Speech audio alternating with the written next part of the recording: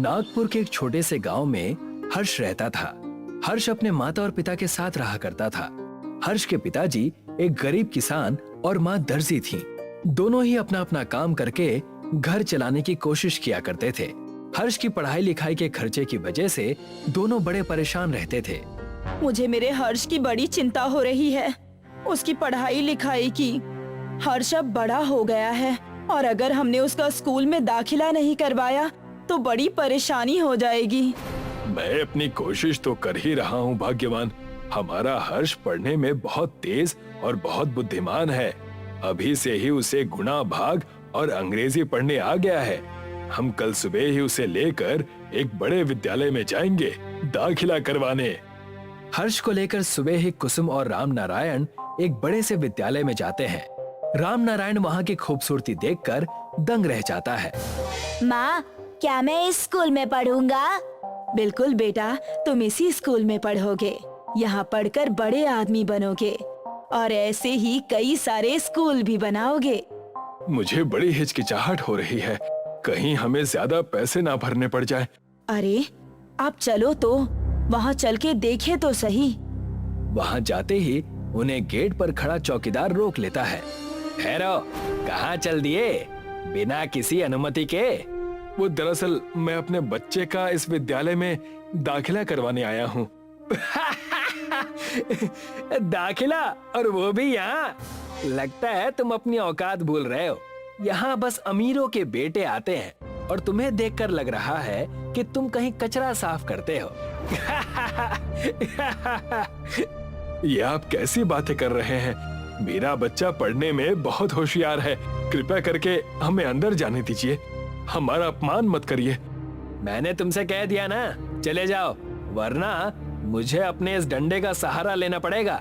चौकीदार उन्हें वहाँ से डांट कर भगा ही रहा था कि उस विद्यालय के एक मास्टर वहाँ आ जाते हैं और राम नारायण और उसके परिवार की दशा देखकर कहने लगते हैं, चौकीदार, मैंने तुम्हें कितनी बार कहा है, लोगों से इस तरह की बातें मत किया करो।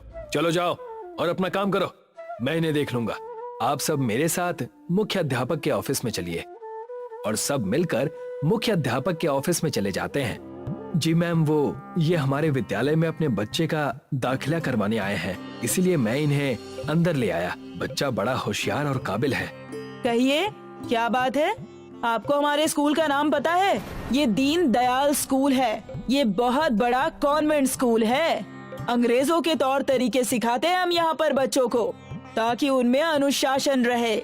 हम अपने बच्चे के अंदर यही सारे गुण चाहते हैं और इसीलिए हम जितना चाहे उतना पैसा देने को तैयार हैं।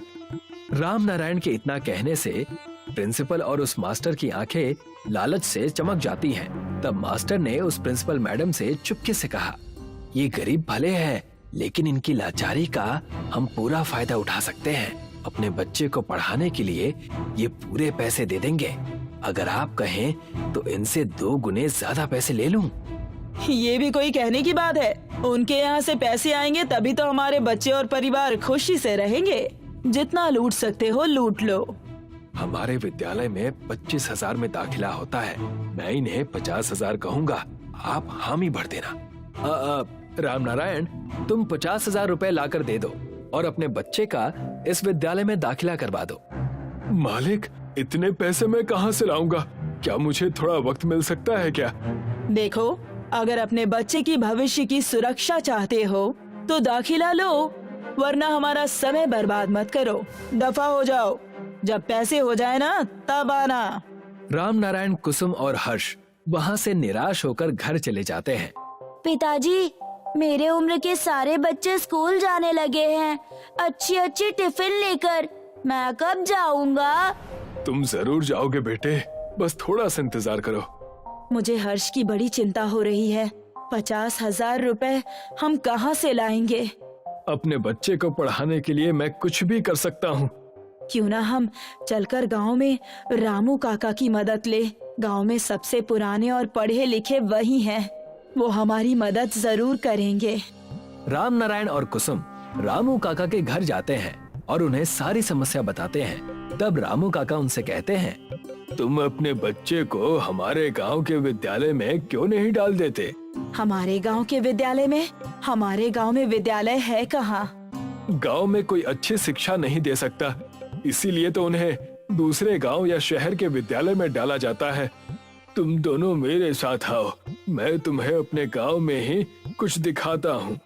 रामू काका उन्हें जंगल के रास्ते से एक गुफा की ओर ले जाते हैं और कहते हैं, इस गुफा में जाओ, तुम्हें सब पता चल जाएगा। जैसे ही कुसुम और राम नारायण गुफा में जाते हैं, किसी दूसरे ही दुनिया में पहुंच जाते हैं और उनके सामने एक बड़ी सी पाठशाला नजर आती है जो पूरी सोने की होती है।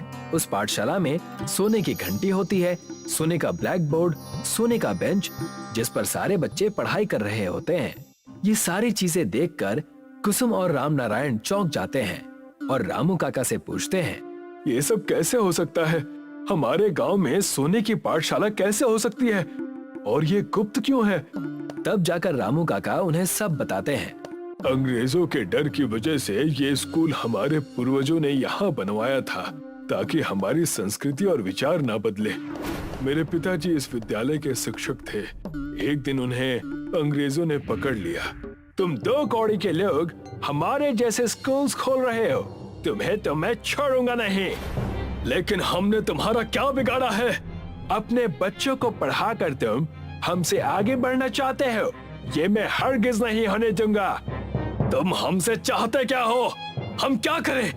पूरे नागपुर गांव में जितना सोना है तुम हमें ला कर दो और अपनी ये गंदी सी स्कूल बंद करके यहाँ से चले जाओ।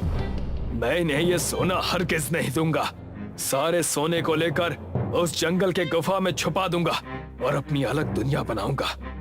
उस वक्त से लेकर अब तक हम नागपुर गांव वाले इस सोने की स्कूल को खुफिया तरीके से चला रहे हैं। हे भगवान, तो असली बात ये है कि आप मेरे बच्चे को भी इस सोने के स्कूल में दाखिला देंगे? कृपा करें रामू काका, मेरे बच्चे को शिक्षा की बहुत जरूरत है। मैं तुम्हारे बेटे को इस विद्यालय में तभी लूंगा जब तुम शहरी विद्यालय की पोल खोलोगे।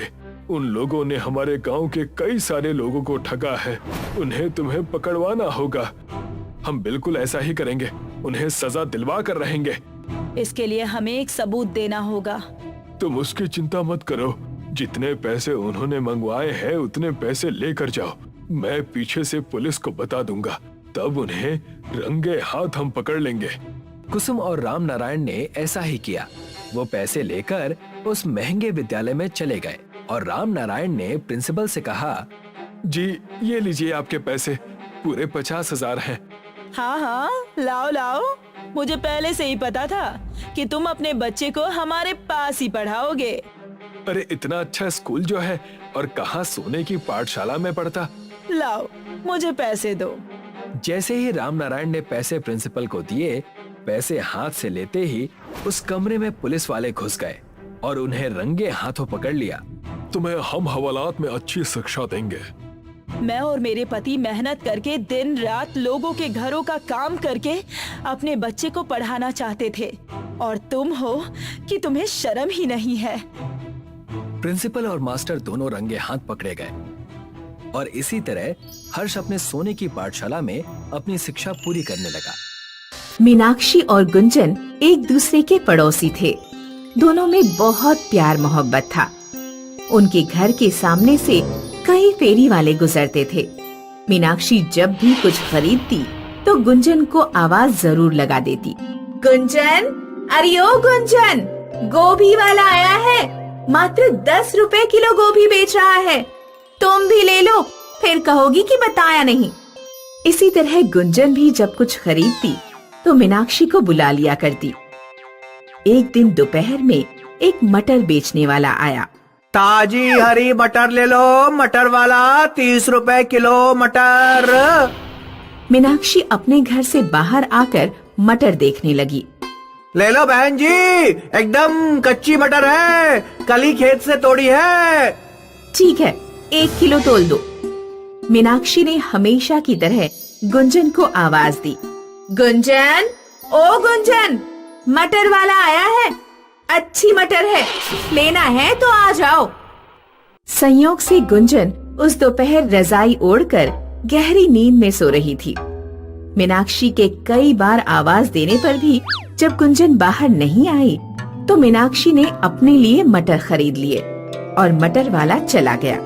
शाम को जब मीनाक्षी सब्जी बनाने के लिए मटर छीलने बैठी तो उसके होश उड़ गए। मटर में से सोने के दाने निकल रहे थे।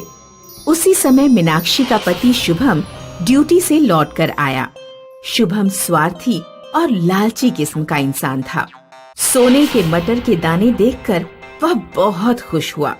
अरे वाह, हम तो माला माल हो गए। तुमने 1 किलो मटर ही क्यों खरीदी? कम से कम 10-12 किलो मटर खरीद लेती। मुझे क्या पता था कि मटर में से सोने के दाने निकलेंगे। पता होता तो ज्यादा खरीद लेती। मीनाक्षी के पति ने पूरे गांव में अपने अमीर होने का खूब दिखावा किया। जब गुंजन को पता लगा कि मीनाक्षी ने ऐसे मटर खरीदे हैं जिसमें से सोना निकला है तो वह मीनाक्षी के घर पहुंची।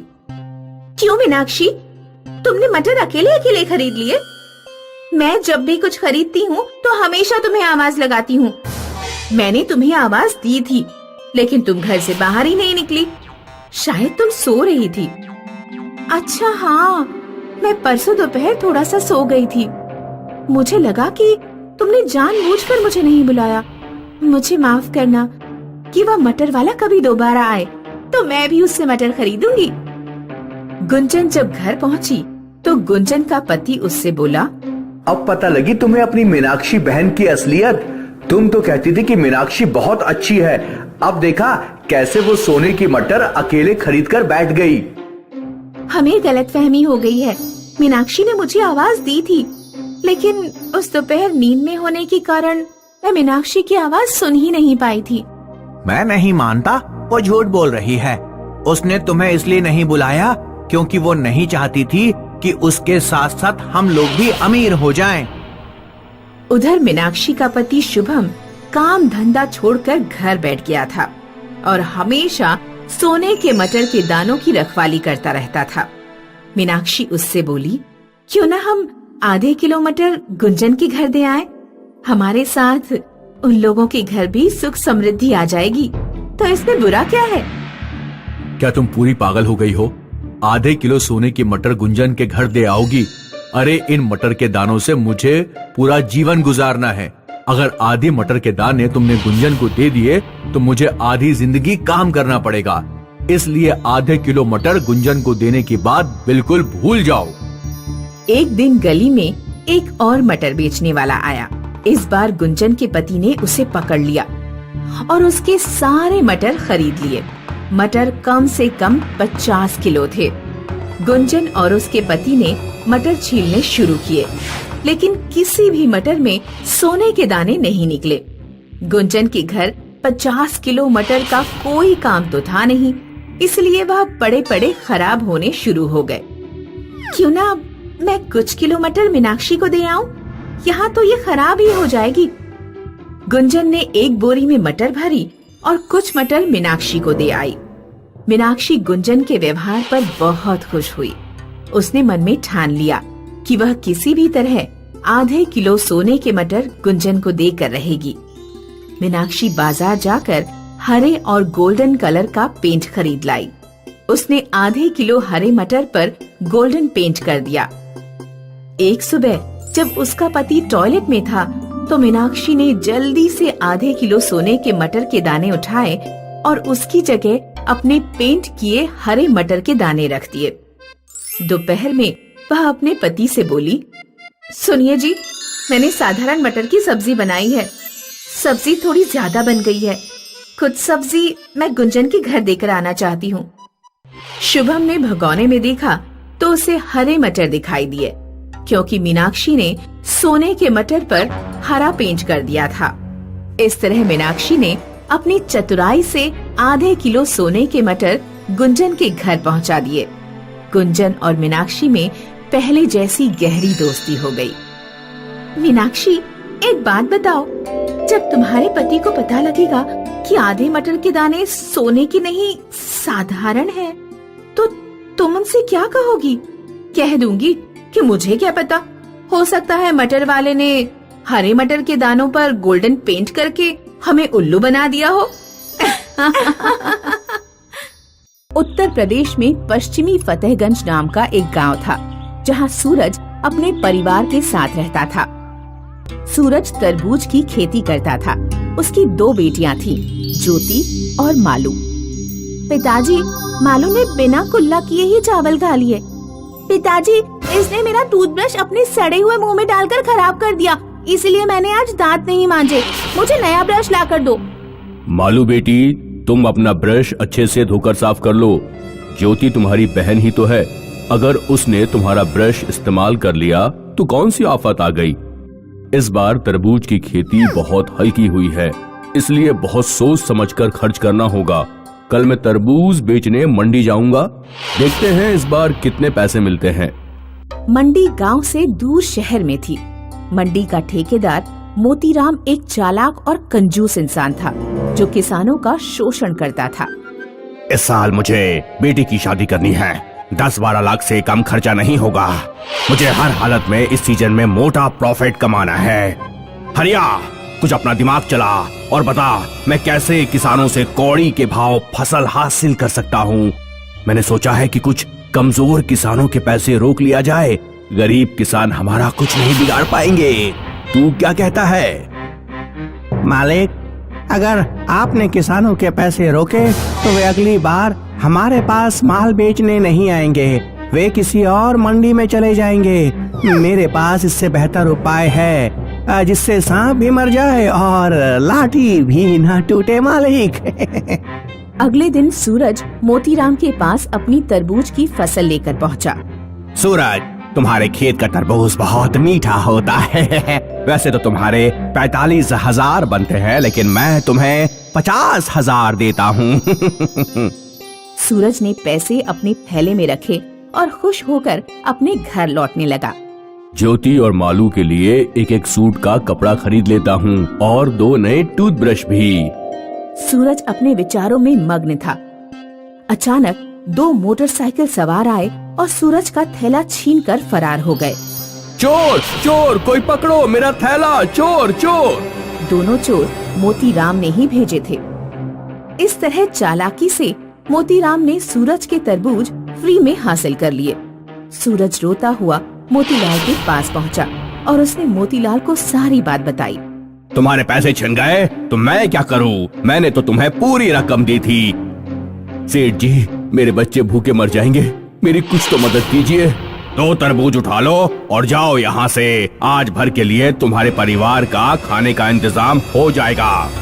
सूरज बेचारा हाथों में तरबूज लिए रोता हुआ घर लौटने लगा। रास्ते में एक महात्मा आ रहे थे।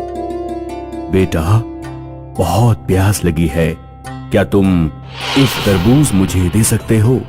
सूरज ने एक तरबूज महात्मा को दे दिया। सूरज की आंखों में आंसू देखकर महात्मा उसकी परेशानी समझ गए। उन्होंने सूरज को आशीर्वाद दिया। आज से ठीक 1 वर्ष बाद तुम्हारी सारी परेशानियां दूर हो जाएंगी। सूरज और उसकी बेटियों के लिए वह साल बहुत कष्टकारी रहा। पैसों के अभाव में उन्होंने सिर्फ चटनी और रोटी खाकर काम चलाया। पिताजी, मुझसे और चटनी रोटी नहीं खाई जाती। बेटा, जब तक अगली फसल नहीं उग जाती हमें धैर्य रखना होगा। आखिरकार किसी तरह 1 वर्ष बीत गया और सूरज के खेत में नई फसल आ गई। ज्योति ने एक दिन एक तरबूज काट कर देखा तो वह चिल्ला पड़ी, पिताजी, मालू, यहाँ आओ। क्या हुआ? क्यों चुड़ैल की तरह चिल्ला रही हो? तरबूज में सोने का बॉल है। सूरज और उसकी बेटियों ने खेत के बाकी तरबूज काट कर देखे। उन सभी में सोने की बॉल निकली। ये सब उन महात्मा के आशीर्वाद से ही हो रहा है। सूरज तरबूज में निकले सोने की वजह से बहुत अमीर हो गया। हरिया ने ये सारी बात मोतीराम को बताई। मालिक, सूरज अब आपसे ज्यादा अमीर हो गया है। उसके खेत में लगे तरबूजों में सोना निकल रहा है। गांव के लोग बताते हैं कि किसी महात्मा के आशीर्वाद से ये सब हुआ। चिंता मत करो, अगले साल जब उसके तरबूज आएंगे तो उसके तरबूज काटने से पहले ही हम तरबूजों से सोना निकाल लेंगे। अगले सीजन में जब सूरज के खेत में तरबूज उगे तो एक रात मोतीलाल अपने नौकर के साथ कच्चे तरबूज ही काटने पहुंच गया। उसने अपनी नौकर के साथ मिलकर तरबूजों का सोना निकाल लिया और अपनी पीठ पर लाद लिया। हम अभी घर नहीं जाएंगे क्योंकि सूरज पुलिस को खबर कर देगा तो हमारे घर सोना पकड़ा जाएगा। नदी पार मेरी मौसी का घर है, वहीं चलते हैं। लेकिन मालिक, इतना बोझ लेकर नदी कैसे पार करेंगे? अरे उस नदी में बहुत कम पानी है, इतना क्यों डरता है? मोतीराम और हरिया अपनी पीठ पर भारी भरकम सोने का वजन लादकर नदी पार करने लगे। संयोग से उसी समय नदी के डैम से पानी छोड़ दिया गया। नदी में पानी का स्तर बहुत बढ़ गया। पीठ पर ज्यादा वजन होने के कारण मोतीलाल और उसका नौकर नदी में डूबकर मर गए। किसी ने ठीक कहा है, न्याय के हाथ लंबे होते हैं। अशोक एक बनकाम मजदूर था जो शहर में मजदूरी करके अपने परिवार का पेट पालता था। उसको रोज की मजदूरी से 300 रुपए मिला करते थे। अशोक एक किराए के घर में रहता था अपने पूरे परिवार के साथ। उसके परिवार में उसकी पत्नी अनुराधा और उसके 3 बच्चे थे, भुवन, जीवन और नंदिनी। ये लो अनुराधा, आज की दिहाड़ी। हाँ, कल मैंने किराएदार को 3000 किराया दे दिया। अच्छा किया। हाँ, काश आपका वेतन बढ़ जाए। इतने कम वेतन में हम पैसे कैसे बचत कर सकते हैं? भगवान करे ऐसा जल्दी हो, पर अब जो भी है वो है। कम से कम मैं खुश हूँ कि हमारे खाने के लाले नहीं है। बच्चे स्कूल जा रहे हैं और हम भर पेट खाना खा रहे हैं। भगवान को लाख लाख धन्यवाद। हाँ बिल्कुल, भगवान जी की हम पर बहुत कृपा है। अशोक और अनुराधा भले ही गरीब थे, पर उन्हें अपनी परिस्थिति से कोई बैर नहीं था। वो खुश थे और संतुष्ट थे। अनुराधा अक्सर गरीबों की मदद किया करती थी। एक दिन की बात है, अनुराधा बाजार में सब्जियां खरीद रही थी। तभी उसने देखा कि एक बूढ़ी औरत रास्ते पर भीख मांग रही है। बहुत भूख लगी है बेटा, कई दिनों से कुछ नहीं खाया। आसपास के लोग बूढ़ी औरत को देख रहे थे, पर कोई भी उसे पैसे नहीं दे रहा था। अम्मा, आपको बहुत भूख लगी होगी ना, आइए मेरे साथ। अनुराधा उस औरत को बगल के एक छोटे से ढाबे पर ले गई। भैया, अम्मा को पेट भर के खाना खिला दो, ये लो पैसे। अनुराधा ने ढाबे वाले को पैसे दे दिए और ढाबे वाले ने अम्मा को खाना खिला दिया।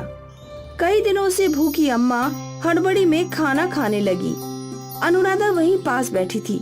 जब अम्मा ने पूरा खाना खा लिया, और कुछ चाहिए अम्मा? नहीं बेटा, पेट भर गया।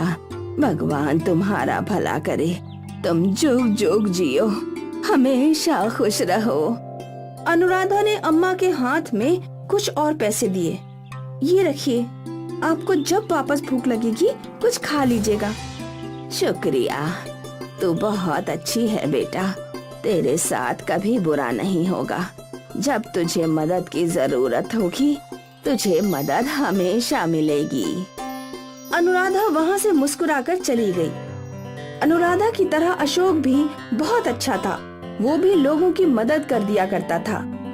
चाचा, मैं आपकी मदद कर देता हूँ, पर बेटा ये बहुत भारी है। मजदूर के लिए ये कौन सा भारी होगा, चलिए। अशोक ने उस बूढ़े आदमी का सामान उसके घर तक पहुंचाया। शुक्रिया बेटा, तेरी बहुत मेहरबानी है। भगवान तेरा हमेशा अच्छा करे। अब मैं चलता हूँ चाचा। अनुराधा और अशोक भले ही गरीब थे, पर वो किसी की भी मदद के लिए हमेशा तैयार रहते थे। अनुराधा और अशोक के अच्छे कर्मों की कोई गिनती नहीं थी। उन्हें जब मौका मिलता वो किसी न किसी की मदद किया करते ही थे। कुछ महीने बीत गए। एक दिन अशोक एक बिल्डिंग का बनकाम कर रहा था। वो काफी ऊंचाई पर चढ़ा था और बदनसीबी से उसके पैरों के नीचे का बम्बू टूट गया और अशोक इतनी ऊंचाई से नीचे गिरा कि वो जख्मी था। जब उसे हॉस्पिटल ले जाया गया तो डॉक्टर ने उसकी पट्टी कर दी। भगवान का शुक्र है कि कोई गहरी चोट नहीं आई है। घुटने की एक हड्डी टूट गई है, जिसे जुड़ने में 2 से 3 महीने लग सकते हैं, पर तब तक इन्हें बिल्कुल भी काम नहीं करना होगा। 2-3 महीने? 2-3 महीने आराम करने की बात सुनकर दोनों सहम गए। अशोक तो एक दिहाड़ी वाला मजदूर था। उसे तो रोज काम के ही पैसे मिलते थे। 2-3 महीने अगर उसे घर पर बैठना पड़े तो उसका घर कैसे चलेगा। अब हम क्या कर सकते हैं? आप फिक्र मत कीजिए, मैं कुछ न कुछ काम ढूंढ लूंगी जिससे हमारा गुजर बसर तो हो ही जाएगा। और कोई रास्ता भी नहीं है। सोचा नहीं था भगवान ये दिन भी दिखाएगा। अशोक और अनुराधा के बचाए हुए पैसे इलाज में खर्च हो गए। अब उनके पास बहुत ही कम पैसे बचे। कुल मिलाकर अब 300 रुपए ही बचे हैं। इसमें तो बस 2-3 दिन का राशन ही आएगा। अब मुझे जल्दी काम मिल जाना चाहिए। कितने दिनों से मैं काम ढूंढ रही हूँ। भगवान करे मुझे जल्दी काम मिल जाए ताकि हम पर भूखे मरने की नौबत ना आए। हाँ, भगवान से यही प्रार्थना है। खैर, मैं इन पैसों से जो बन पड़ेगा ले आती हूँ। हाँ। अशोक और अनुराधा दोनों परेशान थे। उनकी आर्थिक स्थिति बिकट थी। वो 300 रुपए लेकर अनुराधा बाजार गई। वहाँ उसने चावल, दाल और कुछ सब्जियाँ ले ली। अब अनुराधा के पास बस 10 रुपए बचे थे। वो घर लौट रही थी कि उसका ध्यान उसी बूढ़ी औरत पर गया। बहुत भूख लगी है बेटा, कई दिनों से कुछ नहीं खाया। कुछ खाने को हो तो दे दो। बेचारी, लेकिन आज इसे पेट भर के खाना खिलाने के लिए मेरे पास पैसे भी नहीं हैं। बस 10 रुपए हैं। इसमें क्या आएगा। अनुराधा ने यहाँ वहाँ देखा तो एक पकौड़े की दुकान थी।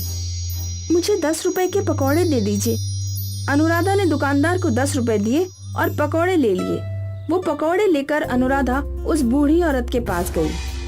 अम्मा, आज मैं तुम्हें पेट भर तो नहीं खिला सकती, पर ये खा लो। उस बूढ़ी औरत ने पकौड़ों के कागज को हाथ लगाया और बोली, आज ये पकौड़े तू अपने घर ले जा बेटी। समझ ले, मैंने खा लिए। आज इस पर तेरा हक है। अम्मा, पर आपको भूख लगी है ना? वो बूढ़ी औरत मुस्कुराई और देखते ही देखते अनुराधा की आंखों के सामने से ओझल हो गई। अनुराधा हड़बड़ा गई। वो बूढ़ी औरत को यहाँ वहाँ ढूंढ रही थी, पर वो उसे कहीं नहीं मिली। फिर अनुराधा घर लौटी, अपने पति अशोक को ये सारी बातें बताई। ऐसे कैसे कोई गायब हो सकता है? पता नहीं, मैं भी हैरान थी। अच्छा, वो पकौड़े दिखाओ। अशोक ने पकौड़े का कागज खोला और दंग रह गया। कागज के अंदर सोने के पकौड़े रखे थे। सोना? इतना सारा सोना? ये सच है क्या?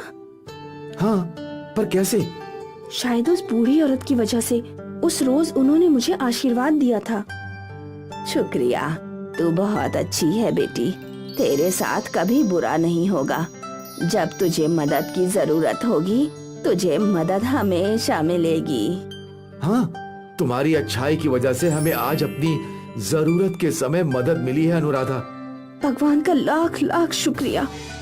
इस दिन के बाद अशोक और अनुराधा की जिंदगी बदल गई। अशोक का इलाज हो गया और अब वो बनकाम मजदूर नहीं रहा। अनुराधा और अशोक ने खुद का घर खरीद लिया और एक दुकान भी। अब दोनों साथ काम करते थे। सोने के पकौड़ों ने अशोक और अनुराधा की जिंदगी ही बदल दी।